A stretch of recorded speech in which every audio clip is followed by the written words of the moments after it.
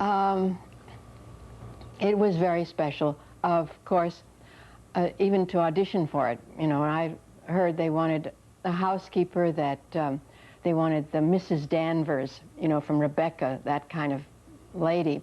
So I ran out and got myself a black wig with the, you know, to look like the Judith Anderson role.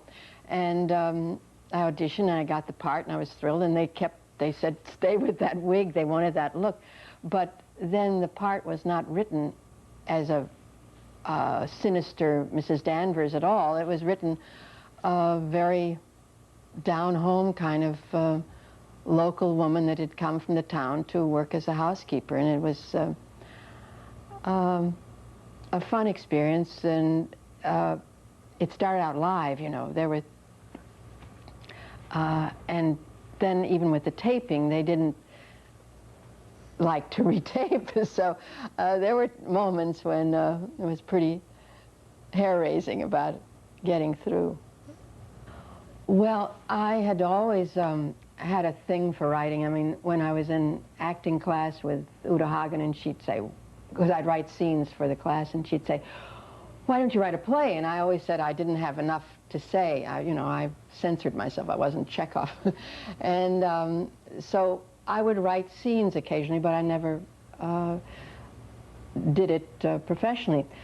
However, in the 70s, I was acting at the time, and there was an opportunity to write for a soap. I knew somebody, and I did a sample script, and it wasn't, it didn't have to be, as I said, for the theater. It was, had to be Chekhov. I felt less censoring about it, and so I, since I'd been acting in soaps, I took a flyer with it, and I started writing for Love of Life.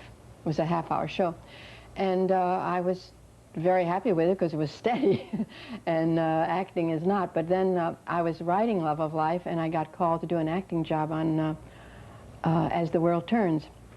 And I said, oh, I can't, I'm busy writing, but the agent said, oh, they want you, it's only 5 weeks, and so I did the acting and the writing at the same time.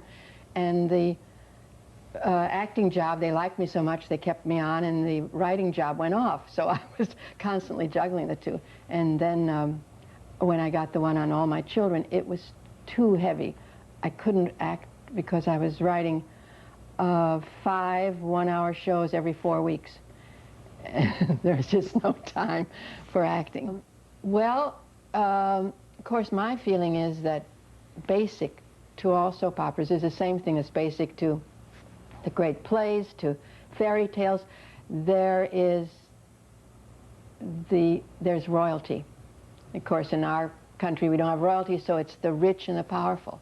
And that's who people are interested in. And Collinwood, the Collins family, up the big mansion up on the hill, that's just like the king and queen and the royalty. And of course, you know, Dracula came along. It was Count Dracula. And when Barnabas came, he was, you know, from a time, he wasn't just they're not just ordinary folks. The ordinary folks interact with them, but they're always, all soap operas that you look at have the rich and powerful family. Mm-hmm. And that, I think, is basic to storytelling. Everyone wants to know about the king and queen and the princess and all the rest. Both Dan Curtis and Agnes Nixon are very strong people, each in their own way. They're very different, but they each have vision and purpose to them. They didn't just fall into whatever. They have very strong focus as people. Dan Curtis came from, as I remember, he was doing sports shows and would be practicing his golf shots in his office or something. And so this seemed such a faraway thing, but somewhere there was the romantic notion and the idea of being captured by even the Wuthering Heights or the Rebecca kind of theme to begin with. Was not the kind of guy that you'd think of that produced sports shows, you know. I guess my first main highlight was working at Circle and Square, the old Circle and Square, when I did The Grass Harp and American Gothic.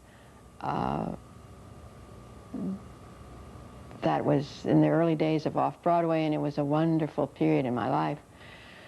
And then I did the Broadway shows with Shirley Booth, The Desk Set, and Juno, and then The Miracle Worker with Anne Bancroft. I replaced Pat Neal as the mother.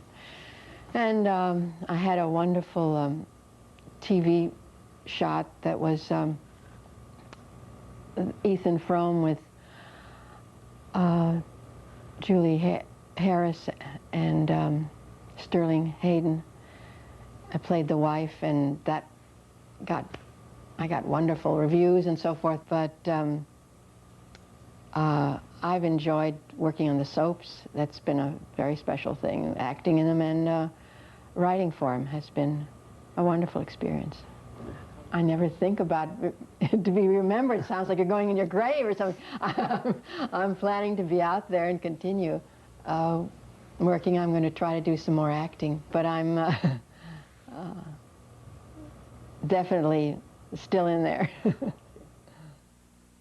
Why don't